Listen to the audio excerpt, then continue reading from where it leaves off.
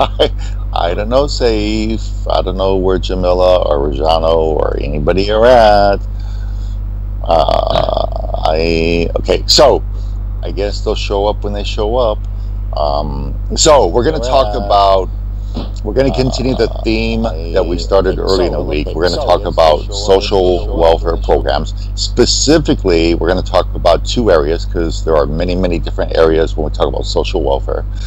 The two areas we're going to talk about are poverty, okay, and we're going to talk about homelessness, people that are homeless, okay? Those are the two specific issues we're going to talk about. We did talk about it on Wednesday. We had a session. We did talk about it yesterday. For the second session, I wasn't there, but I think Jamila had a discussion with you guys. So today we're going to have everyone individually give us their ideas. What do you think about these issues? And again, from your country perspective, again, we all live in different countries. So we want to hear from your perspective in your country. And not only do we want to hear from your perspective, but we want to hear what you think are some solutions, okay? From an individual standpoint. Yesterday we had some projects where people were working as a team and discuss things as a team. For today, we want to hear from each person and what their ideas are, okay? Together, we'll solve world hunger, world peace, okay? Yeah. Glory, glory, hallelujah. Yeah. Red, if it's discussion, why is it listed as a debate? Is it listed as a debate or a discussion? I said debate.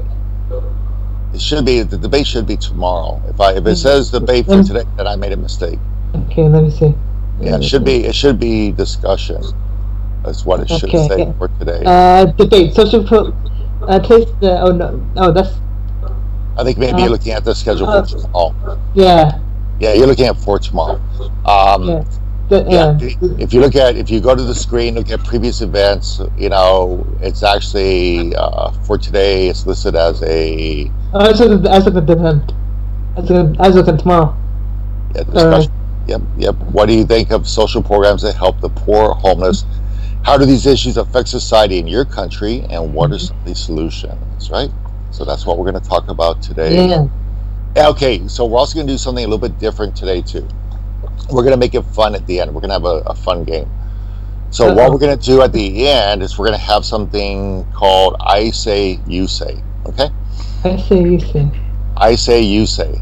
So when we talk about I say, you say, what we're going to talk about, let me give you an example. We'll pick categories. So as an example, the category might be animals. So I say lion, you say giraffe.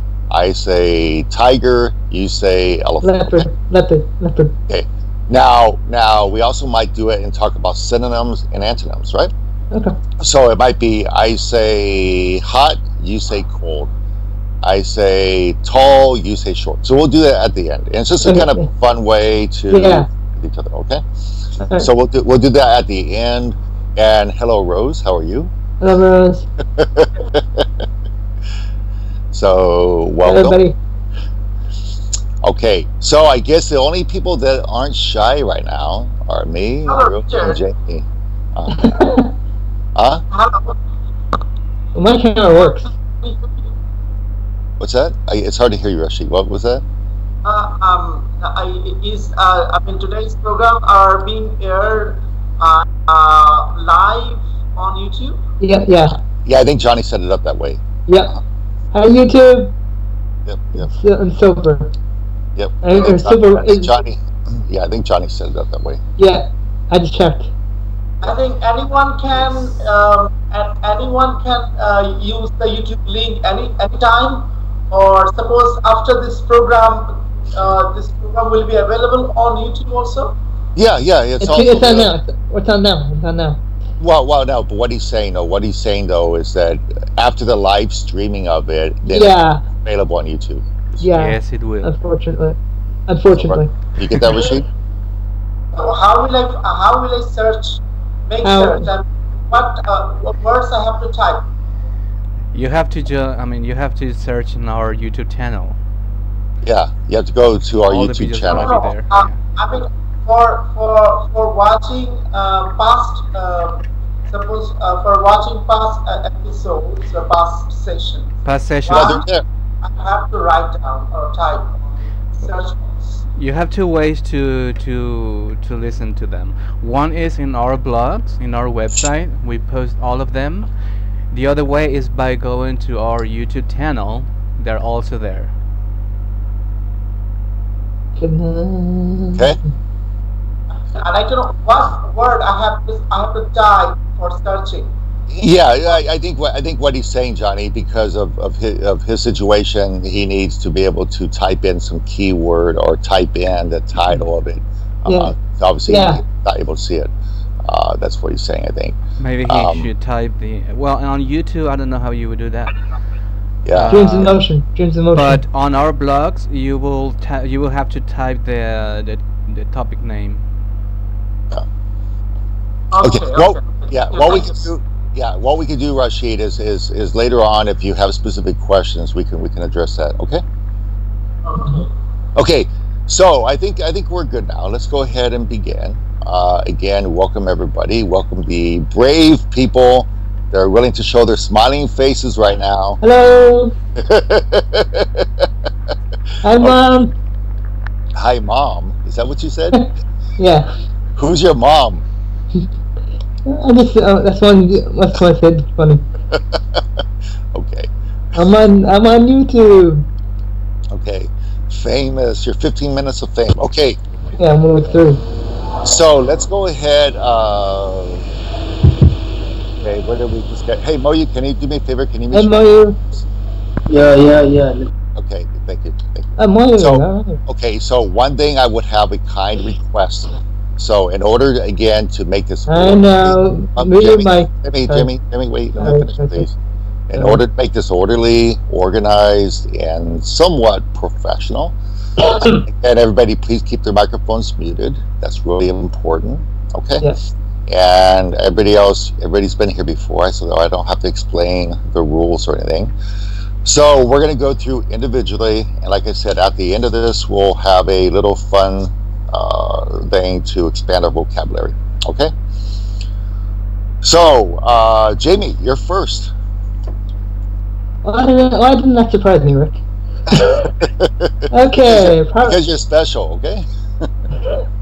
I'm no other native here besides you. Okay. Poverty in the United States.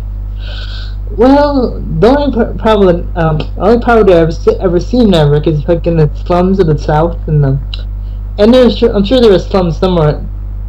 And those who are like poorly educated, those are the ones who have the most social problems. At least I think. You know, the people who are in slums who have don't have education past like the fourth grade. Those are the ones that are going to be in most need of help. And also, if something happens, like a natural disaster where you lose your home, that's also a terrible thing, especially nowadays. Money's important for everything.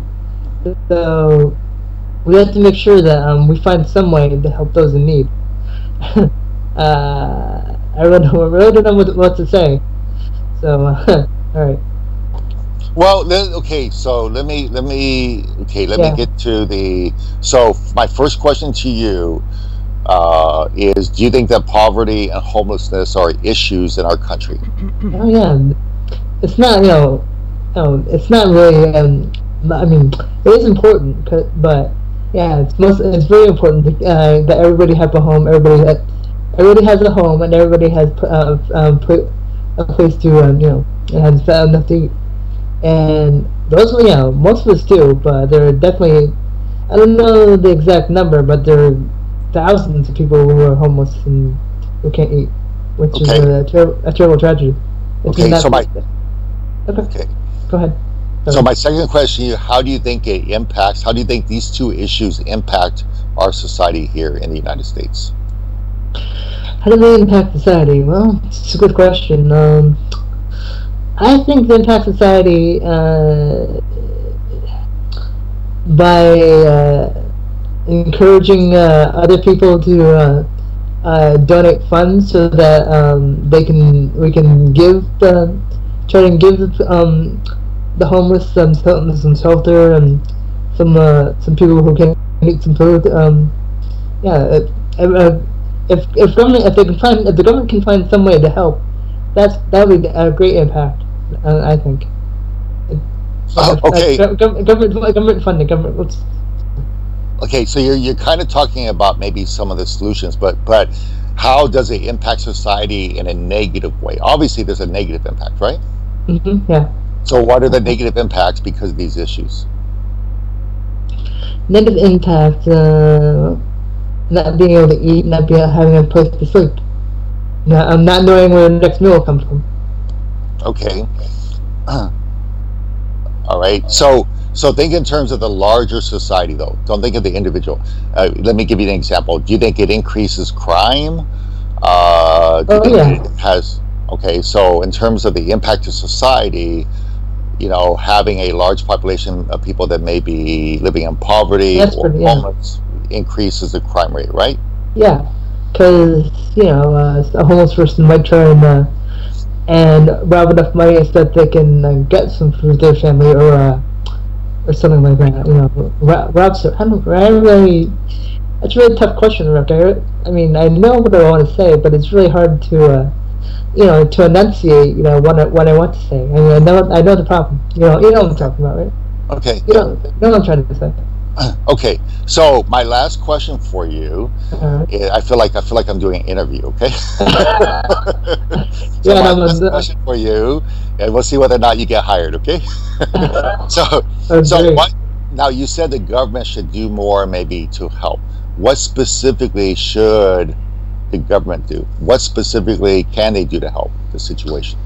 Says that some sort of funding for victims of tragedies like Katrina or any other natural disaster that might render them homeless. Find some sort of funding so that they can pay for housing and food for those in need. Okay. Anybody else have a question? Anybody else have a question for Jamie? Yeah, keep them coming. Oh, come on now. Yeah. Okay. Come on, guys. I have one. I guess I have one. Okay, go ahead. Jamie, if you were the president, what would be your plan to solve the issue? Resign. Huh? How would you tackle the problem? Well, I would make sure. Make your mom proud. Come on. I would say.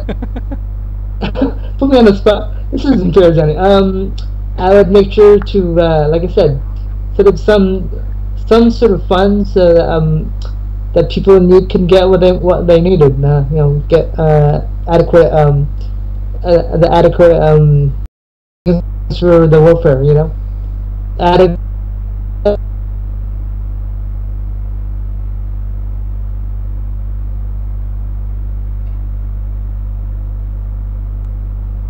And help them. Okay. Alrighty. So thank you, Jamie. You're welcome. Okay, we're gonna meet with our panel and determine whether you're hired for the job. Okay. All right. So that was supposed to be funny. Nobody's laughing. You guys are supposed to laugh. I'm trying to be funny. Come on. Yeah. I have to tell you guys. Those of you who are watching YouTube, Rick's jokes are quite corny. Not that kind of laugh. Rick. Okay. So thank you, Jamie. Saif, are you here, Saif? Yes, hello. Hey, Saif, how are you? Fine, thank you. I'll go the last one, so give others opportunity. Oh my God! But you know what's going to happen? We're gonna go, then we're gonna lose your connection, then we're gonna say, you know what, he had the chance, he wanted to wait until the end, okay? All right. No, that will never happen. My connection is very, very good today. Oh my gosh, okay. So Mary, tell us, share with us your ideas, Mary, about this. Yeah, remember the way the topic is scripted is, again, what is the issue? Does it have an impact on your society? And what would you do in terms of solutions? That's kind of the approach. Okay. It's a good question, but it's difficult for me to describe what I have in my mind for several reasons. One is lack of knowledge, and the other is lack of vocabulary. And, you know, in my country, I guess this problem exists everywhere, and not because of the problems they couldn't get a job, probably most time because they're not well educated, and the other is that because they have health problems, most time they have emotional problems. So for I think Chinese government invents a lot of money to build buildings for homeless people, but it can't solve the problem because the major problem for them is their health problems. They, if they can treat their diseases or their mental problems, they can go back to work, and they can. Sometimes they do have families, but they do not live in their families. They just go around and pick up things maybe on the street to eat. They carry their clothing everywhere, or sleep under probably bridge, or even probably near a building. So for me, I think if I can, I would invest much more to give people equally education, and help people to have medical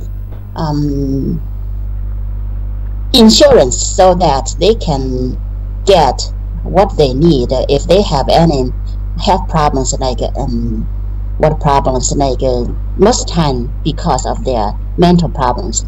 Their family poor and do not have enough money to pay medical bills, so they just give up. So they do not want to keep them at home, or to send them to a hospital and to deal with the problem. Even I can tell you, when homeless people in streets, probably I should not have said that here, but I want to be honest. In China, some government officials just think they ruin the view of the street. They just try to carry them, maybe load them on a car or a truck, and carry them to another place where they couldn't see, and probably they can just let them go, die or something. It's not good. It's not good at all. It's not fair.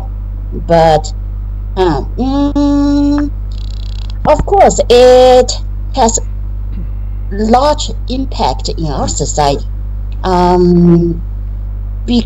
Because of it, it's difficult for policemen to keep the place safe. because of their problems. Probably sometimes they do not know what they are doing, so they come late times, and sometimes because they do not have a good place to live, they even do not have a shelter to in cold days, or I mean cold weather, and even extremely hot weather. Of course, it's easy for them to get disease, and because they would not be able to be treated properly, so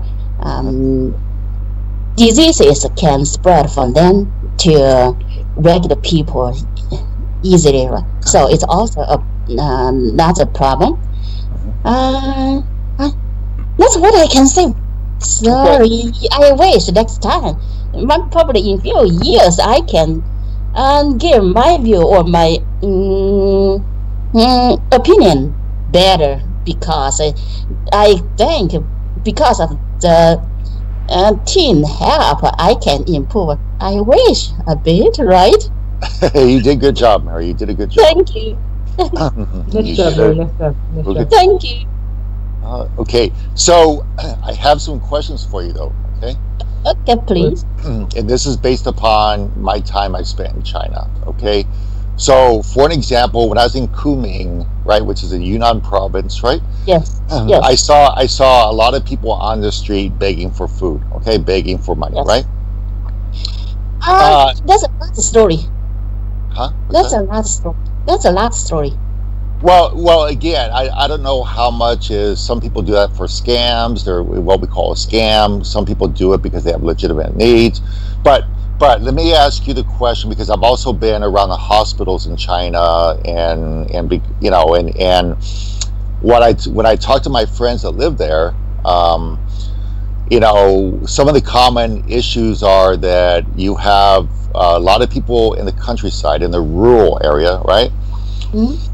Where the incomes are very, very, very low, right? Yes, yes. Then you have the people, of course, that like live in Beijing or Shenzhen or Shanghai, or you know, places like this, that the income level are much higher, right?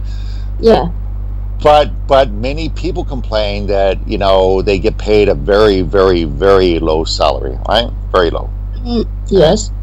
So is part of the issue, you believe, is the income inequality, meaning that you have some people that make a lot of money, but most people, they don't have a very high salary, and therefore this leads to the issues of poverty and homelessness? Is that part of the problem, you think? It could be, but I guess that's not the major problem. Okay. The major problem is there.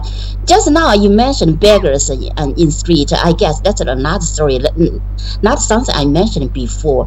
You know, in China, some beggars are not real beggars. They do not beg for themselves. They have their bosses in the, you know, probably you can see they are disabled people, right? But they are victims. They, they. Probably they were injured by their bosses. Probably they were. I don't know. Yeah, some bad people. I don't know how to call them. Well, just like, use that's what. Yeah, it's basically becomes like organized crime, or well, it's gang. They're gangs. They actually had. I watched a documentary one time, and it was based in China. It was based upon a true story, and this little girl was only 4 or 5 years old, or 6 years old, and she was taken by this couple, and they weren't not her natural parents, but they abducted her, they kidnapped her, right? Yes. And what they did was they actually blinded her on purpose. Okay. Yes, so that they can be a tool for them to beg for money. Exactly. So they had a whole bunch of kids like this, that some of them, you know, were missing arms, legs, some of them were blinded. And exactly what you said, they would drop them off in certain areas in the morning to beg for money, and then they would go pick them up in the afternoon, right? Yes. So that's why I said it's another story. Yeah, and that happens a lot in India too. I don't think we have anybody here from India right now, but that happens a lot in India. Also, they have a similar problem in India. Usually, each of the kids makes a story about their family, probably how poor or a disaster happened to them. Yep. Okay. Let me see. And then you talked about the medical situation. I know that that's a situation for a lot of people because, to get quality medical care is not easy for people unless you have money in your country, right? Yes, that's a problem. That's a major problem. It's everywhere, I can say that. Okay. And I want to tell you something. Yesterday, my son Haj sent me a message on QQ after he left. He said his school stops supply electrical after 12. So that's why he dropped yesterday without saying a word. Okay, that's right. Okay, thank you, Mary. Any questions for Mary? Yes. Of course. Of course, what? Anybody have any questions? Never mind. Forget it. Hey, Jufeng. Hey, Catherine. Hey, Jufeng. Jimmy? Okay. Yeah. Okay, so... Jimmy, you have a question for me? What do you think the government should do? How much do you think the government should allocate for this? And are they trying to do anything for it? Probably in China, education and, as I mentioned, education and medical insurance are the most important. Mm-hmm. Allocate, for those who don't know, means like to put money away for funding. Okay. What did you say? Allocate. To allocate something, to put money away, to save money. So I guess the question, Jamie or Mary, the question is that what specifically is the government trying to do to address, for example, the medical issue? Are they trying to do a better job in terms of providing some kind of medical support for people, health programs? Are they trying to do those kind of things? Our government does try to do this kind of things, but it's not enough. Yeah, but the situation has been improved a lot recent years. Okay. Well, and I think in your country, China, has been developing what we call a middle class, right, over the past maybe 10, 15 years. Because it used to be that, the level of income, the GDP for China was very, very, was one of the poorest countries in the world, right? Now, in the past 10, 15, 20 years, your country obviously has done a lot economically, right? I can tell you in China, officials are biggest liars. Okay. The officials are big liars? Okay. I think so. Okay. Alrighty. Well, we don't want to get you in trouble, so we'll stop there, okay? Okay. Thank you, Mary. Thank you for sharing that with us. Okay. Moyu, you're patiently waiting on your couch, okay? Nice glasses, by the way, okay? Thank you. So, what do you want to tell us, Moyu? Better than mine. What happens every time to mine? Yeah.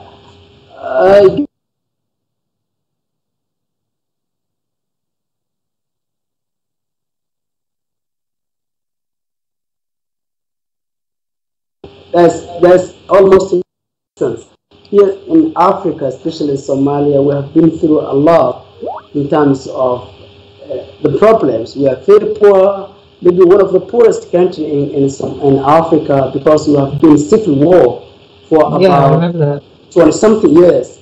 Although now it is over, still we have problems like Shapa problem. So we don't have food. Many people don't have food. Even they don't know where the next meal is going to come from. They don't eat properly. There's the food problems, as well as if you think about the housing. Also, we're having the same problem where maybe 30%, over 30% of the population of Somalia are living what's just a temporary structures. They don't have proper houses. They don't have internet. They don't have basic services. So we have that problem. Also in education, you can tell how many people can afford that. If they can't afford the food, if they can't afford the housing, if they can't afford the basic services like electricity, just the waters, I mean, so you can tell as well. So we are having a lot of problems. So with regarding to the programs that my government is offering to alleviate, to reduce the suffering of those poor people, they don't have anything to offer, except that there are few schools where you can attend if you don't have money, if you can't afford to these private schools, or maybe there's those schools you can attend. But with these schools, the education, the quality of education they are offering is very low. So no one is going to attend. Even if you don't have money, most people believe children are not learning in these schools, so they don't go. Instead, they prefer to stay at home or maybe go and work instead of attending these schools. In terms of health problems, we are having a lot of problems. Having been through those civil war, having been through that problems for about 30 years, many people got disabled, many people got injured, they got they can't work, they can't do anything. So they need a listing, and hospitals in Somalia, most of them are private, so they are very expensive. If you go and need to get a simple test, you need to pay almost 100 for a simple test. Just if you want to go and check for malaria or for typhoid, some very simple issue, you need to pay a lot of money. So my government really, I believe they should do more than that. But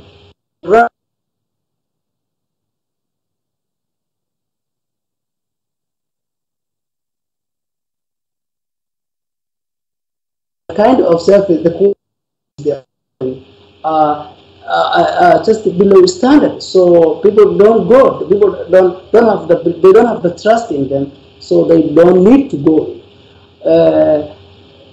Yeah, we have a lot of problems, and the programs and whatever my government is offering, it's not only, I guess, in Somalia, but generally in Africa, in terms of those welfare programs, they have none.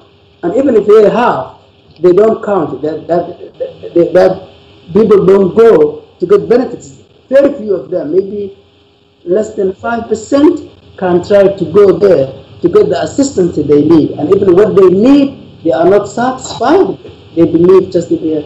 So yeah, we have a lot of problems in terms of education, in terms of food, education, health, and the programs my government is running towards those problems it's almost in non-existence. You can't go and get something, and it's here in Somalia, even the government is just 12 years old or something like that. Before 10 years, we are in civil war. Right. The last government we had, it was 1990, something, 1991. 1991 yeah. Up to 2006, something like that, we don't have the government. So, and even when we got a government after 2006, the first 6 years, they had a lot, they faced a lot of challenges. People don't accept it, they don't have place, even they don't have the offices to work. And even now, we have those crises, a terrorist crisis, where the US government is involved in here, other Western governments are here, Arab governments like Emirates are here. So we have a lot of problems in everywhere. If you ask, we are lucky if we survive. We don't think of getting assistance from the government nowadays. Even that's not the case. They are trying some, but the thing is, I'm afraid those programs even are not working for the people. They are not. They are not. The result is not there, even if they are tried. So that's all I have to say. Okay, so I guess let me. Hey Jamila, can you mute your mic, please? Okay, thank you. I guess I have a couple different questions. So a lot of these situations, and I wrote down some notes here. So you said basically there is not very much assistance to obviously the poor people, right? People living in poverty, right? And you said about 30% of the people, the population, live in temporary structures, okay? And the quality of education is very low. So those are a lot of challenges, right? I mean, at a national level, I think for any country, those would be a lot of challenges. And a lot of that probably, like you said, had to do with the fact that, you know, your country went through a long period of civil war, right? And we know that those things create problems in a society, right? They create stability issues, economic issues. When you have political instability, it creates issues, right? So my question to you is, how do you, I mean, obviously you're very well spoken, okay? Obviously you seem to be well educated, okay? How do you, I mean, it seems to me that you've been pretty successful. So how did you get out of that situation for you? I guess it is not only me who got out of that problem, but despite having those problems, we still having some schools are running. So I remember in 1993 when those problems just started. Still, there are some private schools who are running this education system. So my parents at that time were able to take me to the school. So I got the chance, I got the opportunity to attend it from those schools. After that, I went just the university. I guess it was 2007, something like that. 2007, things were getting better at that time. So yeah, I got an opportunity. It's not only me, but the schools were there, even universities were there, but the money was not there. The government was not there. So if you were not lucky enough to have the means, then you are going to run a problem. You are going to miss education and everything. Okay. And even when you just after beyond a certain age, even if you get a money, you can go back to education, to the basic education. So yes, that's the lucky I had. It's not only me, but many people, those who could afford that time to go to school. They want to school. Yeah. Okay. So it sounds like to me that you were one of the, like you said, I'll use the word you use. You're one of the lucky ones that was given that opportunity that most people don't get, right? Yes, absolutely. Okay. Very, very interesting. And wow, I don't even know what to say. I remember that time. Go ahead, Jay. Go ahead. It was that time I'd never heard of Somalia before, but when the Civil War broke out, I was like, oh, that's Somalia? Wow. Okay, Mojo, how long after the war ended did the Mogadishu start paying for housing, up for the repairs and stuff? And is Mogadishu still sending money for is Mogadishu still sending money, or has it stopped? Do you get that, Moyu?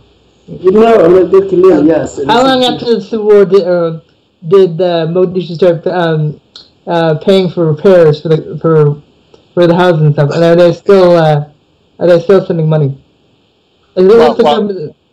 Yeah. So I think with the economic recovery. So if you think about Mogadishu during the Civil War, a lot of it was destroyed. There was a lot of killing, a lot of violence. So how the capital now. You live in the capital, right, Mogadishu? Yeah, absolutely. Yeah, I live in Mogadishu. So how long? I mean, it's still recovering from those times, right? Yeah. I mean, yeah, we had that problem across the country. It's not only limited to Mogadishu, but Mogadishu was the biggest problem. And even maybe you remember I remember I was about 9 or something like that. In 1993, even the USA just come here first time for the assistant, and then after some time things got heated between the USA and one opposition leader called ID that time. And I remember that time I was first grade, something like that, and it was intensified. I will never forget what happened that night. That it was almost a night or something like that, consistently something like bombarding. That helicopters are coming. Militia also just were there, just very near to my where I lived at the time. But nowadays, from 2000, especially from 2010 up to now, things are getting better. Security we are improving. That's not to say still we are having problems. But now Mogadishu, if you just take a look at the capital city, we have got now a lot of beautiful buildings. Maybe I don't know, 99% now of the city were rebuilt. Even the roads were rebuilt. So about now 10 years or 10 years plus, things are improving just very quickly. Yes, still we have problems of explosions sometimes, even sometimes assassinations. Even in the capital, still we are having that problems, but things are getting better very much, and I hopefully things will become perfect or okay for the near future. Okay, good. So one of the ways that countries that hey Jamie, can you mute your mic, please? Sure, sorry. That's okay. So one of the ways that countries improve after civil conflict, right? Any country that's gone through some kind of civil conflict, often, infrastructure is torn down, right? These kind of situations. So economic recovery is a big part of the overall creates political stability and overall stability in a country. So in your country, Moyu, have you guys seen more investors from other countries coming in to invest in Somalia? Yes, absolutely. I agree with you that point. If you wanted to recover from the problems, from the crisis, first I think economics should be the first thing, because we have a lot of people. Some of them are educated, and the population, most of them are young people. They are under 30. So unless they get a jobs, unless they get money, they will never. You are going to have a problem forever. So yes, Somalis, I don't know, but we have that spirit of business. So if you look at I don't know if you ever been to Kenya or Uganda. Or Many Somalis, maybe major investors are from Somalia. We are having problem, but we have that. We are business-oriented community. I don't know where we learned from. So we are getting a lot of Somalis who are returning from, some of them America, Kenya, Uganda. Some of them, they are having dual citizenship, Somali citizenship and USA citizenship. So those guys are the ones who are contributing the most. But also we are getting some investors from Uganda. We are getting some investors from Emirates, United Arab Emirates, but nowadays they are creating problems. So we are having a political problem between Somalia and Emirates, so they left together nowadays. Yeah. Other than those Somalis who are returning from the outside, dual citizens, like we don't have many investors except those. But those Somalis are doing, I guess, a lot of good work in terms of investment, job creation, and they have the experience. Still, these big investors, they are having that fear of where the regulations are not enough, the regulations are not investor friendly. They don't have, in terms of, I don't know how to say, but the courts and these things are not working very well. The justice is very vulnerable. So some of them, they have that suspicion towards those, like just we are emerging from those things. So I don't think we have a lot of in terms except from those Somalis. Okay. Okay. Thank you, Moyu. Very, very interesting. I think we could probably spend hours talking about it. But we'll go on to some others. So thank you for sharing that with us. Very interesting. And I want to welcome all the new people to come here, Farouk and Catherine, and I think we have both Dana's also here. So welcome to everybody. Okay. So let's go ahead and go on to, I think, Rashid. Rashid, can you share with us your situation, please? Rashid? Are you here? Rashid, hello. Rashid. Rashid. Okay. Hello. Let's go ahead. We'll go to Rose. Rose. Hello. Oh. Raul. Hi. Oh, sorry. I thought you say Raul. Sorry. Okay. No. Sorry. Sorry. When did Rose become a guy? When did Rose become a guy? Okay. So let's go ahead. Rose. Go ahead, please. Okay. Hello, everybody. Hello. Okay. Seems like the last session talks about the poverty and homelessness problem and solving the issue by the government.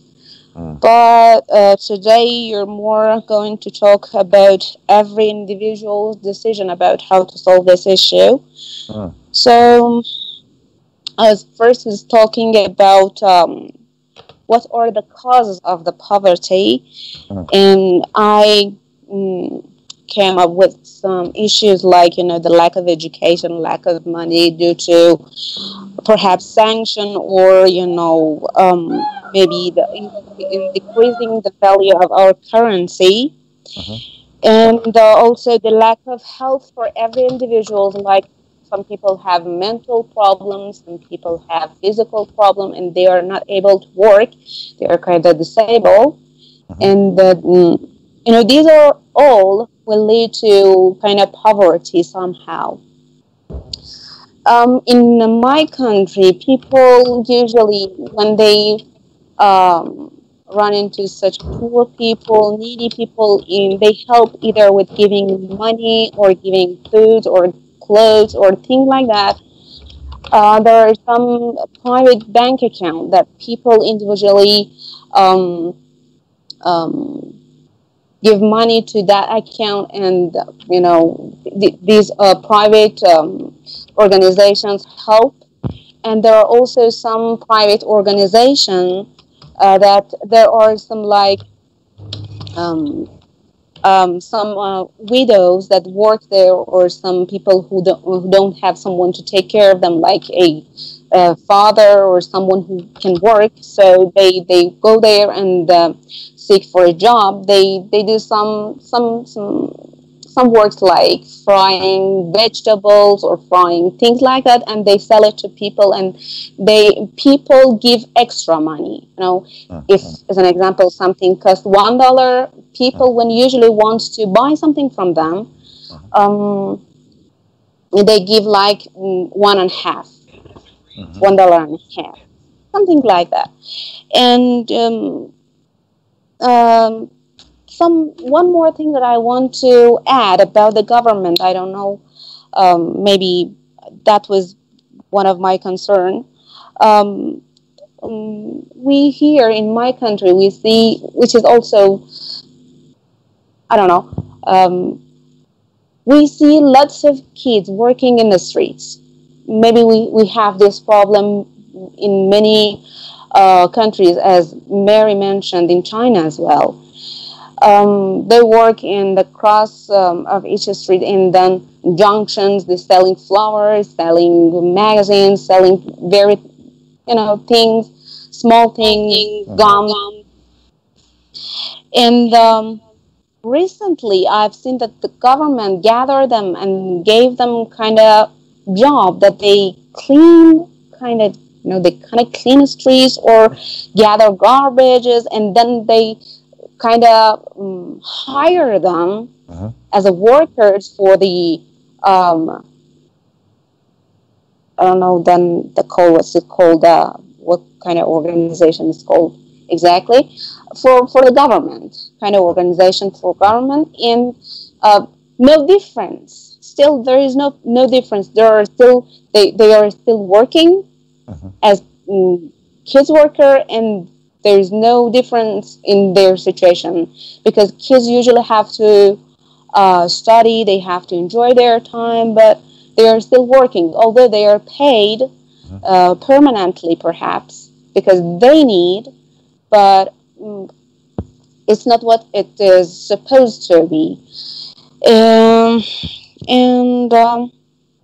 I think our government, should think more about investing on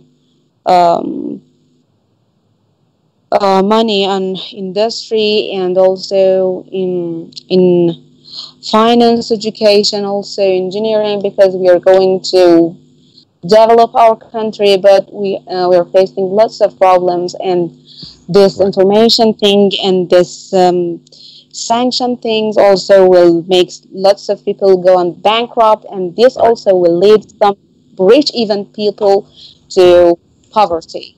Right. That's it. Yeah. Okay, so you said a lot there, and I have a lot of questions. just like I had with Mayu. Okay, I think in this topic I have a lot of questions for everybody, but I don't want to be the only one speaking. If somebody else has questions, all you guys got to do is say, Rick, I've got a question too. Okay, but until then, I'm going to ask a question. Okay, so. It sounds like there's similar issues in terms, when I was in China, as an example, and again, I don't want to pick on countries because it's not about one specific country, right? Every country has problems, right? No country has zero people that are homeless. Every country has these problems, okay? But I think that when we look at, for example, labor laws, children working when they should be in school, right?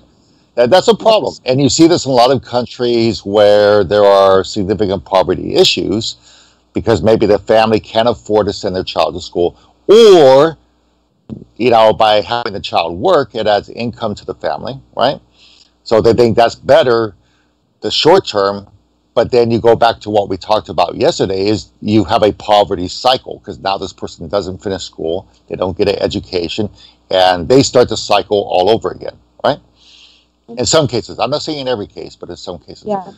So, but I think in your country, as far as I know, your country has a very highly educated population compared to many other countries. Yes.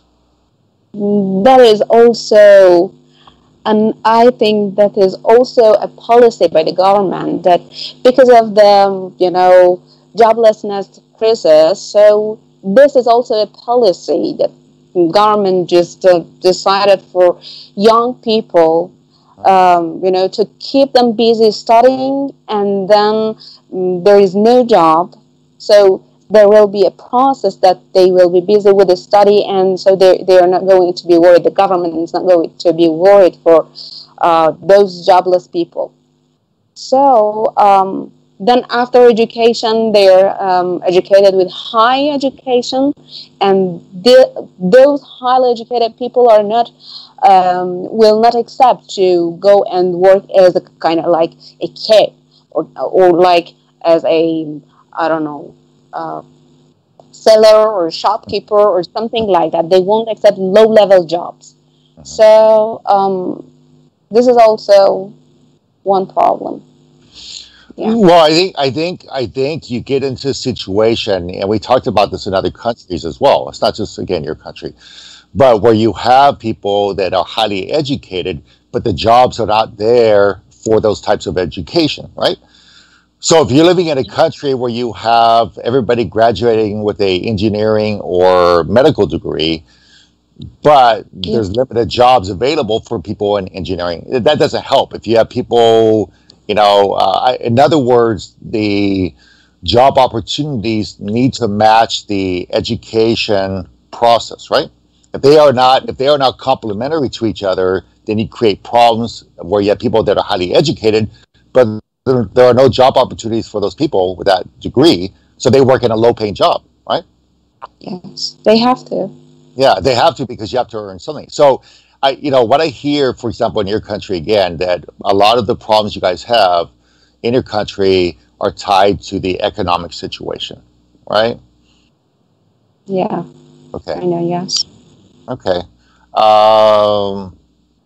Okay. Anybody else have any questions for Rose? Come on, I can't be the only one asking questions, okay? I do. I feel like I'm giving everybody. Okay, go ahead, Johnny. What do you think, Rose, is the biggest economical issue in your country?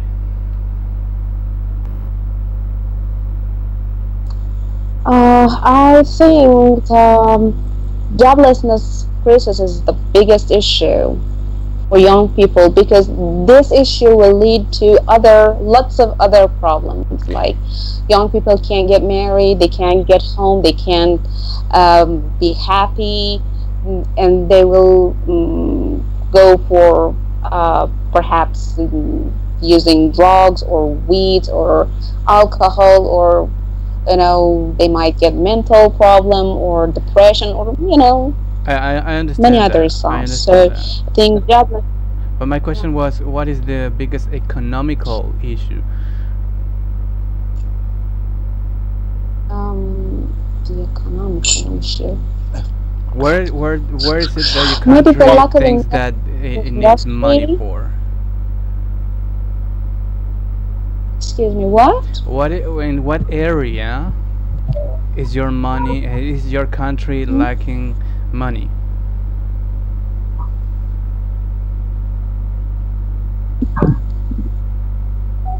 Let me rephrase. I'm sorry. Let me rephrase, Rose. Basically, what he's trying to ask, he's asking, what is the idea? How you will basically, how your country will going to basically earn the money? For example, like my country, it's an agriculture country. So we basically earn from the agriculture. We earn from export. Okay, we do a lot of other engineering stuff, and we export the goods and all the things like that. So what is your what is the area your country is doing? Like basically, what is the area your country fall in? I absolutely got nothing. Okay, so let me try. Okay, so in what area, from an economic standpoint, obviously sanctions hurts a lot because you don't have the outside investors, right? So you don't have a lot of the outside investment in your country, and some of that is related to sanctions. Okay, I would say probably a lot of it's related to that. Okay, because obviously if you don't have trade, think about what creates whoever just came on. Okay, please mute your microphone if you are not speaking. Thank you. So obviously trade. Okay, so let's take an economics 101 course. Okay, trade is the success to the economic stability of a country, either trade inside of a country or trade outside of a country, right? When you develop a car, if you're only looking at your domestic use, that's the people living in your country, there's only so many people. Okay, so countries that are successful, this is why China's been very successful, have the ability to trade in different places around the world, right? You also have industry. Okay, you produce things, you manufacture things. Okay, that's all part of having a healthy economy. So in your case, Rose, in your country, because of these sanctions, okay, there has been a limit on how much trade goes back and forth with your country. Okay, that's a big impact. I think that's what I think that's where Johnny was going, is what area specifically from an economical standpoint, what would it take to create a healthy economy in your country? What would it take? Well, I told you, if our government invests, if on its people, just if it wants to rely on the people, no any outside investment, the government has to invest on industry inside the country, And because we have the capacity, if we are not suffering from the corruption that Right. we are, Yeah. unfortunately, every government, of course, they are suffering, but because we have enough capacity of, we have rich resources, we have lots of things that we don't need anything from outside. If we didn't have corrupted leaders, perhaps, I don't want to make it Yeah. No. anyway. What you're saying. Yeah.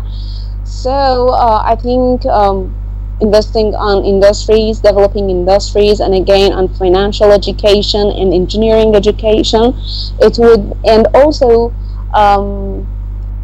trusting young people in these areas would be helpful. I think that's what I said. Right. Okay. All right. So yeah. Go ahead. Johnny, go ahead. I mean, I have a second question based on that. Well, no, I was gonna say. Okay. Go ahead. There is a little delay. So what I caught from her answer is that there is no area where they lack resources. So basically, they do have resources. Maybe they're just not investing in the right places. So my question then would be, if the government of your country is not investing on the right places, where is it then they are investing on? They are investing in robbery and stealing. I mean, where are they allocating that resource? Perhaps in special programs or what? Agriculture or medicine? They are investing those resources. Buying guns? Well, no, unfortunately, I know. We are kind of good in medicine field and medical education. Kind of, I think my country has a good ranking in this field. But I believe, I don't want to make the issue political. But I think the investment goes to leaders' pockets. The investments go to the leaders' robbery and to their bank accounts, perhaps in foreigners' banks, and that's it. Okay. There is no investment for people in here. Thank you, Rose. Yeah. Welcome. Okay, I have a question for Rose. If you would like to answer. Rose, I need to know basically what if your government will going to invest in the people in a way, like for example, a person who is graduated from the university, okay, Excuse me. he has some business idea or business, and If you put the mic next to your mouth, I can hear you better. No problem. Okay. What I'm saying, like, what if your government will going to basically invest in the people? For example, if the university graduated student, he have some business idea, and he needs the investment from the some kind of investment, initial investment, and basically start up his business. So, is that kind of opportunities available in your country, like we called here and all over the world right now these days? This is called entrepreneurship.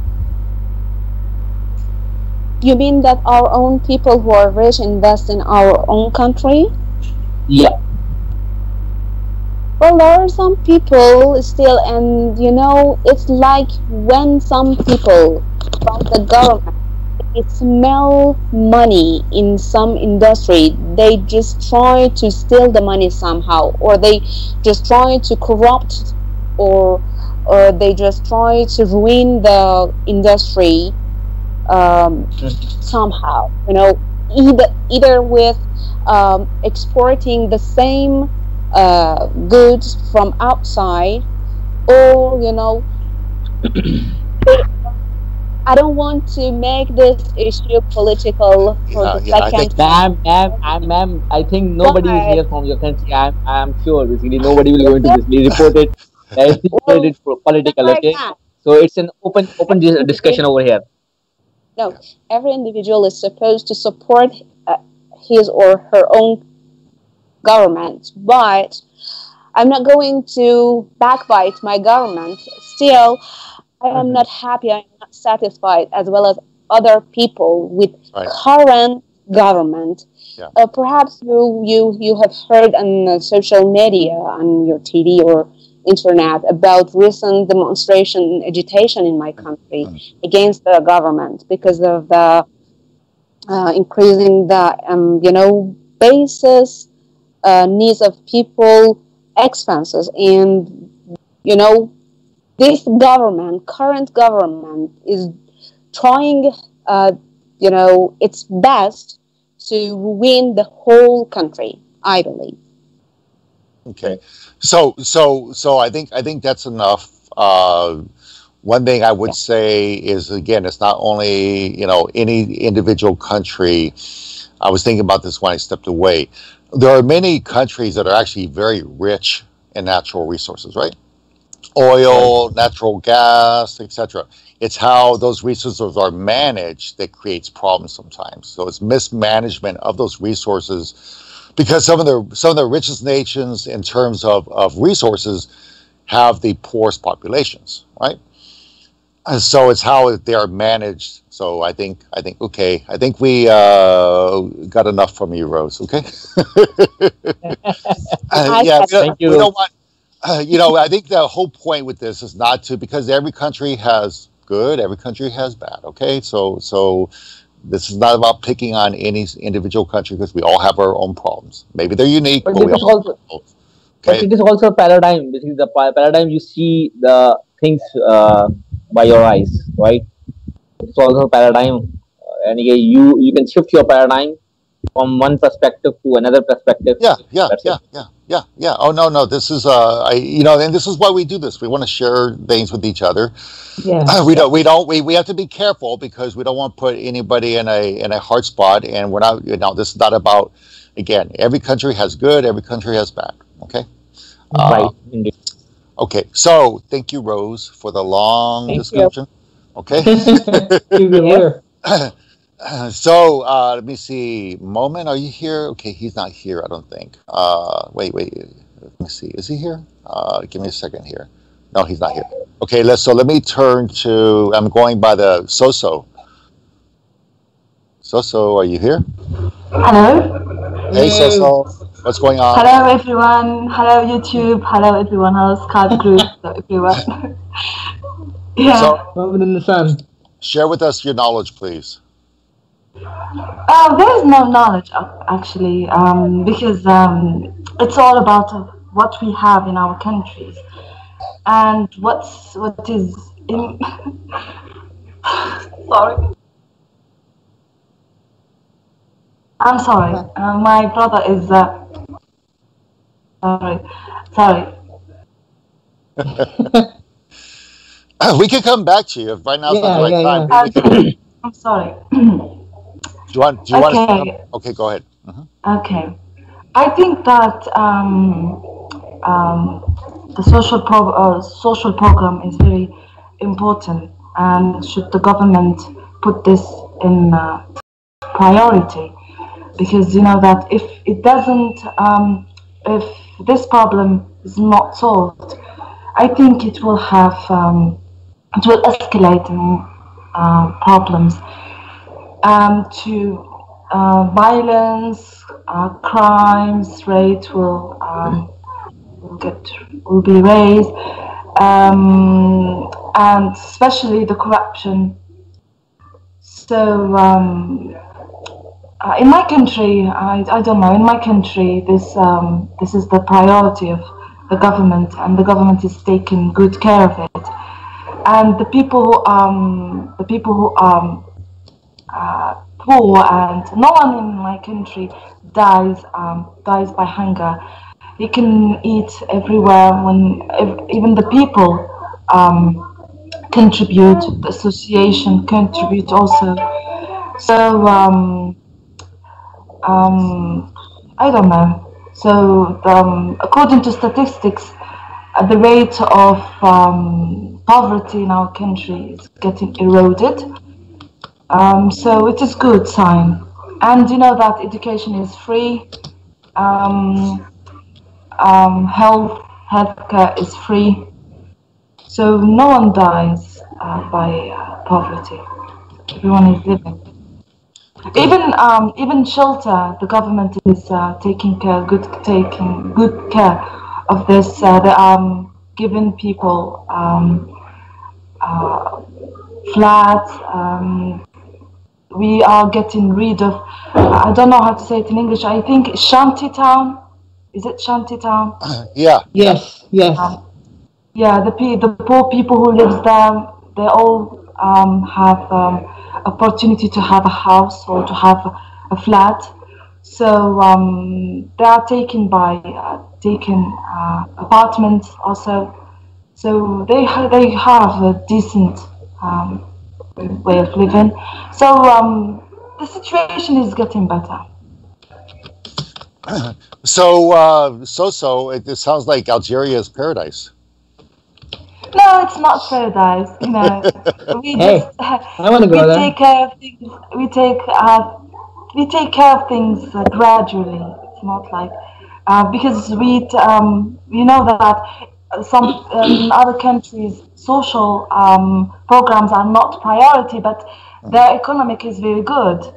But the opposite here. But nowadays, in the future, the government will not going to support this kind of social programs, and that's why we having strikes and the people start to complain. Okay. Yeah. So this kind of benefits are going to stop.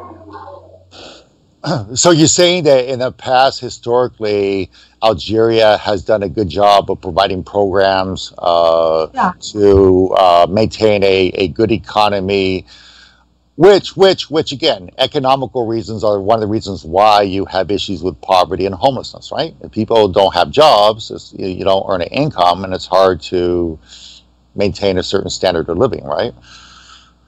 Yeah. So you're saying in the past they had good policies, but you're concerned that in the future they may not be providing some of these programs for people, right? Yeah, in the future, yeah, because the economic will change. It will because in the past the government was taking care of social programs because it was their priority. Nowadays, the money and the corruption, they nowadays want to have funds and investment. Yeah, to grow the economic. Right. Yeah, so they don't have money. That's why they have to stop this kind of programs. Okay. So basically, because again, your country is another country that has a lot of natural resources, right? Oil, specifically oil, right? So you would think that it's like Norway, natural gas, right? I mean, one of the reasons why Norway is very successful in providing these social programs is they have a lot of resources, right? Yeah, absolutely. Yeah, and it's a big country. It's the largest country in Africa, and they have to do something. Yeah. Okay. Anybody have any questions for Soso? Yes, I have. First, I have a comment. Let me. Okay, sure. When she said they don't have any people dying for hunger, I thought maybe she's from Norway, but it later turned out she's from. So actually, maybe you don't believe. No, I believe. I know you can't. I'm from Africa, from Somalia, so I know Nigeria. At least they have been stable for many years. Yeah, but at least in terms of Africa, they are doing just much better than many African countries. But I wonder, do you have any data like unemployment rate or maybe GDP growth? Because those things are the indicators of the healthy economy. If the unemployment rate is very low, yeah, you are doing you are doing better. Also, the GDP growth, that means in the other way, that can tell the number of jobs you are creating in each year. So could you give us anything about that? Maybe unemployment rate or GDP growth or anything so that. Yeah, in Algeria is different issue because as I told you, the government and also the people, they are supporting each other. And the family, for example, if someone who doesn't work, the family will support and cooperate to give to help him to uplift himself. It's not that he can't on the government, but in Algeria, it's more about social people. If your neighbor, for example, you know that he doesn't work, the neighbors will give him food. So we all, it's like common sense yeah. So people help each other. If you know your neighbor doesn't have food, or maybe his kids doesn't have, for example, clothes, we'll give him clothes. So it's like a common sense here. If you don't have, if you know someone who doesn't have money, we'll give him money. And of course, it's like we have, for example, religious like charity. For example, once in a year, people who have certain amount of money, they will give money to other people. So we have many things. It's not just one only fund. If you don't work, we have other funds. Like as I told you, we have religious time when the rich people should give money to the poor.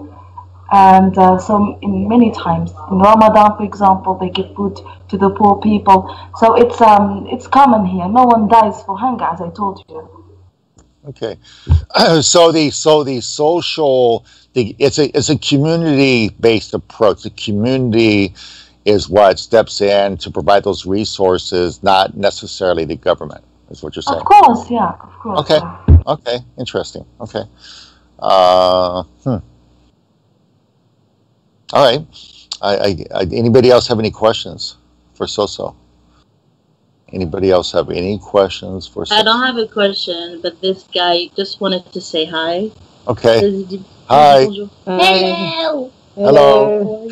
How are you? How are you? Is that your son, Sos? I mean, is it your son, Jamila? Yes. No. Yes, your son. Your nephew. Your nephew. I was hiding him for many years. Your nephew. Hi, yes. Yeah, Okay. he left. Okay. He looks like you. Yes, and Farouk also has, oh my gosh, it's going to be Child Day, okay? Oh, man. Everybody bring their children, their sons and daughters, okay? Good thing I'm a bachelor.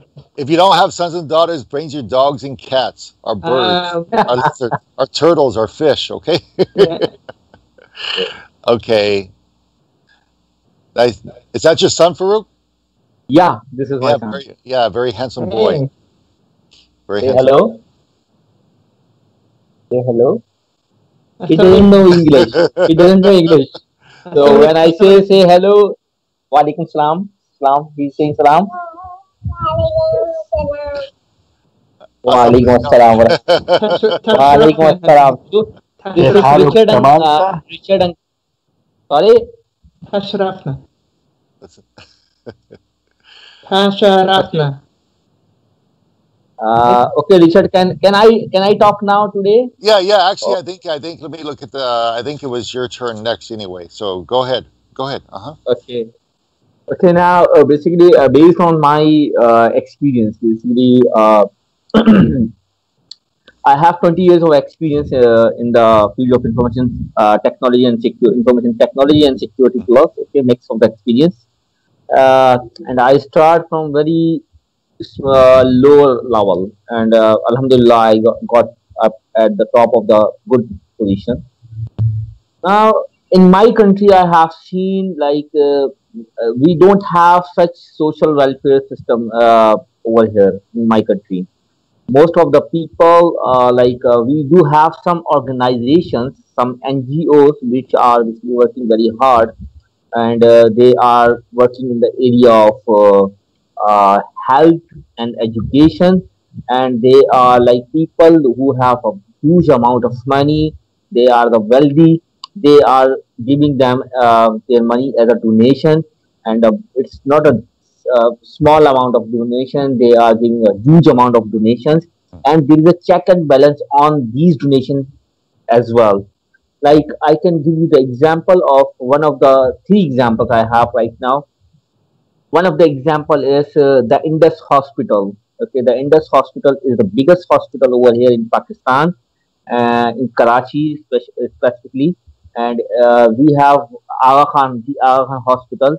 Aga Khan is a private hospital. When we go there for a single treatment, they will going to charge 4,400,000 rupees for single treatment. This is the basic, okay. But in Indus Hospital, when we go over there, we will get treatment for the free with zero. And again, we have to spend not a single penny. Even when the person who is admitted in the Indus Hospital, they will take care of the food of the person and also the attendant with himself. And again, if someone is attending with him for the in case of emergency or something, so they are also taking care of the food of that guy also, guy or woman or whatever the case is. This is one of the example. And the second example is the education sector, and another example is also health sector, that is Sindh Institute of Urology and Transplant. Okay, it is also based in Karachi. Okay, and they are treating millions of people on daily basis, and they are treating the dialysis patient. They are doing the dialysis on 1,000 patients are dialysis patients are treated every day. 1,000 patients of dialysis patients are treated every day with zero cost. So they are not charging single penny to the patient. What they are doing, they said only like everyone is VIP for us. Okay, you have to follow the protocol. Okay, the protocol is like if someone is standing on the queue, you have to stand on in the queue. Okay, you cannot basically break the queue and come forward and like I have this governor of Sindh, governor of the Sindh is basically he's a federal guy. He's a power. He have the power, so he cannot basically, and he can basically take anything. Okay, so what? Yeah. Okay, so what he said, and one of the guy, I remember the incident. One of the guy, he get the letter from the governor of Sindh, and he go to the doctor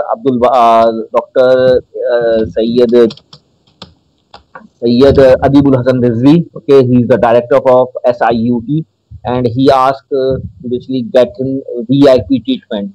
The director of the SIUT, he crashed the paper into the little pieces, and he said everyone is VIP for me, and these people are more VIP than you. If you want to become a VIP, you have to stand in the queue and wait for your turn. When your turn will come, we will give you the treatment like nobody else have given you in the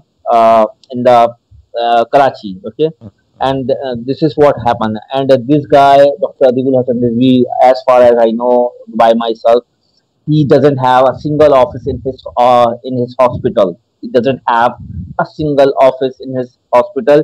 And we communicate with him. He said if someone have the office, he have the chair, he will sit on it. He will not going to do his job. He will sit on it and he will not going to do the job. Okay, this is what his paradigm, and I think he's right. Okay, okay, and the third one is the education sector. There is a one education or NGO over here, the Citizen Foundation. Okay, they are providing a quality education to the poor. Okay, who are who cannot afford the education, specifically the rural area of the Pakistan. They have a very big network across the Pakistan, and they are providing a quality of education to the people with without any discrimination. Okay, without seeing the race, without seeing the basically, or you are something like, because we in our country we have too much, like you are Mahajir, you are Sindhi, you are Punjabi, you are Pakhtun, Right, you are right, Baluchi, like this. Okay, like you can say sectarian, or you can say violence, like they are like right. mix up, like we are divided by this, uh, and like this is what I understand. And the major thing, for the economy, is someone going to ask me why. And my country is, as per my knowledge, Pakistan have a very rich resources. Okay, both and we have the oil, we have the gas, we have the Uh-huh, coal, and uh-huh, we also have the minerals and all the uh-huh, things. Like we have the gold in the Balochistan, uh-huh. copper. Okay, we have the stones, we have the marble. Okay, we have many things we have. Right, But right. the problem over here is like our politicians. Okay, basically they are protecting themselves, they are making their money, they are making their uh, all the what we can say, like they are making their uh, Right, right. bank balances outside the country, and they are scared from the outside countries, because they know if they don't take the decision, like if look, if Richard, if I have something in my hand, and Mm. if you try to threaten me, like, Farouk, do this, otherwise I will do that. Okay, I Right, will right, say, right, right, right, Richard, do whatever you want to do. Okay, right. but if I have something which you have in your area, and you say, Farouk, do this, Mhm. otherwise I will do this, then I have to think about it. I will say, okay, Richard, look, we can do like this. Okay, we can do like that, like this. Okay, so this is one of the issue we have in our country. Like our politicians, they are the puppets in the hand of other countries. I'm sorry. Okay, I don't want to take the name of the countries, but this Yeah, is the yeah. fact. Okay, Okay. and this is the major issue we have. Otherwise, we have the best engineers, we have the best mathematicians, we have the best physicians, and we have the best chemists over here in Pakistan. And Alhamdulillah, I have seen a lot of people over here, Uh-huh. and they are best. Okay, I know the country, I know the companies over here. They get the grant from the USA. Okay, I know the companies who got the $1 million grant, and Mhm. other countries companies who got 10 million grant from the companies. Okay, for the as a joint venture. And this happening. I know the people who are running two man companies. Okay, two people are working in the company. They open their office in the Dubai and Singapore for the presence only, and they are working here from Pakistan, and they are very successful. And most of the people, like nowadays, everybody is using smartphone, and most of the applications, like I think there is the application, in the Facebook there is an application, House Z. I think House Z is the application game application. This is made by Pakistan. There are a lot of things I can share about. Okay. Yeah, let me because we still have about six more people to go. I want to make sure Ah, everybody gets a chance. But let okay. me ask you to very concisely because you said a Yeah. lot. Okay, so very Sorry. concisely, what do you think is the number one? Because you talked about a lot of things. You talked about maybe mismanagement of resources. You talked about sectarian issues. You talked about that in your country you have a lot of people have a lot of skilled knowledgeable people, highly educated people. So what would be, if you were to try to summarize, how would you summarize the number one issue? What would it be? Is it the mismanagement of resources? Is it, I mean, what is it? It's the corruption. Okay, it's the corruption. So which we hear, right? We hear about this in a lot of different countries, right? It's not just your country, right? I mean, other countries, you have a lot of wealth, natural wealth Yeah. in countries, and it's Yeah. about how it's managed by the people in charge, right? Yeah. Yeah. Okay, okay, okay, okay. Very Okay. interesting. And you said a lot, and it was actually very interesting. I've been to Karachi before, a long time ago, but I've been to Karachi before and met a lot of good people Really. there. So, okay. If you Well, come let's move. again, meet me. Okay, all right. That's a deal. Right. Okay. Yeah. So okay. let's go ahead. Let's go ahead. I want to make sure that we give everybody the chance. Let me see. So, Jamila, did you want to go? Not necessarily. I would just listen to people today. Thank you. Okay, Catherine, did you want to go? Yeah. Yeah. I yes. Come on. Help. Well, I think Mary talk a lot about the Chinese, our society. But I just listen half of that conversation. So, well, I think in China, especially in some big cities, you can still see the homeless people, but we indeed have some shelters that can provide it to those homeless people, especially the children, and the elderly people. So I think the most important social programs that can help homeless people, maybe the health care, because a lot of homeless people are disabled or they have some kind of diseases. So if we can improve our health care system to help them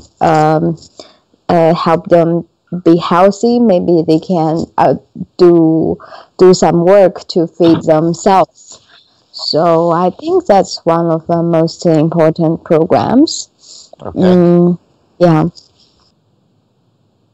Is that it? What else? And also for children, of course, education is also very important. And talking about the shelters, I think there is just a limited space for the homeless people, so you can still see some people sleeping in the street. It's not uncommon to see some people sleeping in the street. Even in the winter, they still sleeping in the street. So it's very so sad, but just we have a huge population, and for our government, I think they want to help out, but they just don't have maybe enough money to help everyone. So yeah. Okay, so let me ask you a question, okay? I need to get some water. Okay, but like I asked Mary earlier when she was talking about China. Okay, you know, I've got a different question to ask you. You're living in Netherlands now, so what do you see as the primary differences between the way that China does its social programs and the way that Netherlands does their social programs? So far. I know you haven't been there very long, but so far. Well, here I just see one people sleeping in the streets. Just one, you know. Yeah, I just see one, and I have been here for half a year, and I only see one. So, yeah, I think maybe in some larger city, maybe Amsterdam, in capital city, maybe there are more homeless people. But here, because I live in a small city, so here you seldom see people sleeping in the street. So you can see I think the warfare here is better than in China. Yeah, I think most of Western Europe, I'm not sure so much about Eastern Europe, but most of Western Europe have pretty strong, social programs, right? Most, not all of it, maybe, but most of it does. And again, you're in a pretty small country. Netherlands is a pretty small country. It's a little bit easier. It's like Sweden, Denmark, Norway. It's easier sometimes to manage a smaller population, right? Yeah, and people can also apply for some for housing, very low price. Yeah. And even now I live in a studio. I can also every month I receive the rent allowance. Yeah. Yeah, that's really nice. If I have the income, maybe they think such income is relatively low, so I can also apply for some rent allowance. Oh my gosh, you are terrible. You're taking advantage of the Netherlands government, okay? Right. Yeah, I not only the rent allowance, and I also receive the healthcare allowance, insurance allowance. Yeah, oh my gosh. Yeah, I think not only me and a lot of people can apply for. Because and also for the pregnant women, and they can also apply for some allowance. Like every baby born, the government will give them money, not only the money, but also the some I don't know, the birth bag, how it's called. I know. Yeah. It's when a baby's born, you get a little we have them here too. Yeah, that's really nice. Diapers and formula and different things. Yep. I know what you're talking about. I got one when my daughter was born. Yeah. Really? So America. Yeah. So yeah, maybe that's developed country, but in China, no, no, we have a lot of people. No.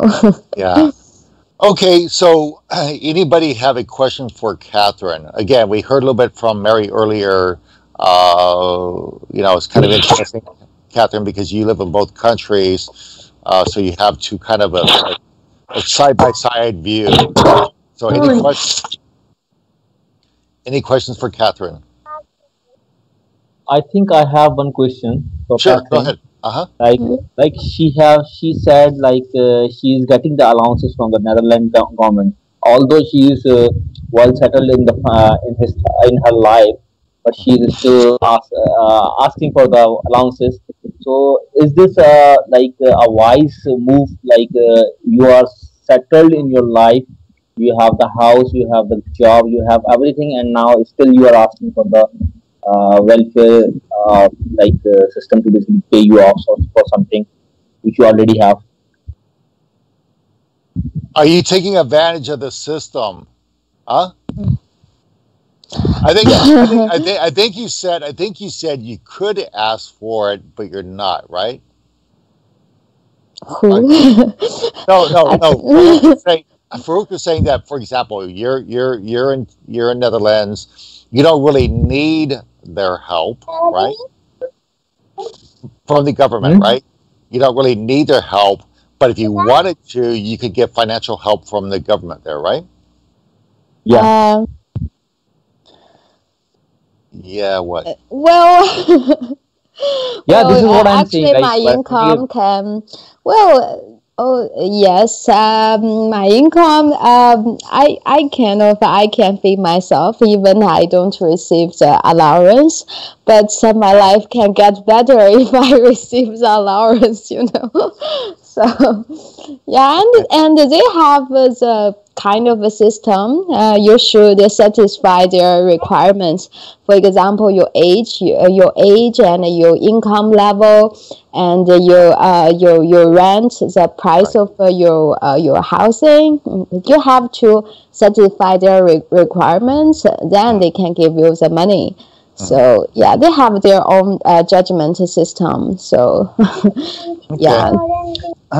Okay. But my question is if you take this if you are taking this uh, money from the government, for example. Okay, so don't you think someone else who is much more needy than you, he will get advantage of this? The one who maybe needs more than me, they can also apply Yeah. for others. The government can also provide them, maybe provide the help much better than me. They can also apply for if they have live under the poverty line, and they can apply for much more money than me, and Yeah, they can also apply for some housing, etc. Yeah. So she doesn't feel guilty about doing it. That's what she's saying. All right, that's the bottom line. Okay. Yeah. I'm still student. The Netherlands government has plenty of money. Okay. I guess so. Okay. All right. Actually, it makes sense in a way because I mean, it's their way of attracting, people to their country that are highly educated and other things. But anyway, okay. So let's go ahead and move on. Like I said, we still have quite a few people. I didn't want to run out of time, but we're going to continue going. So let me see if Raul is here and Hatem also.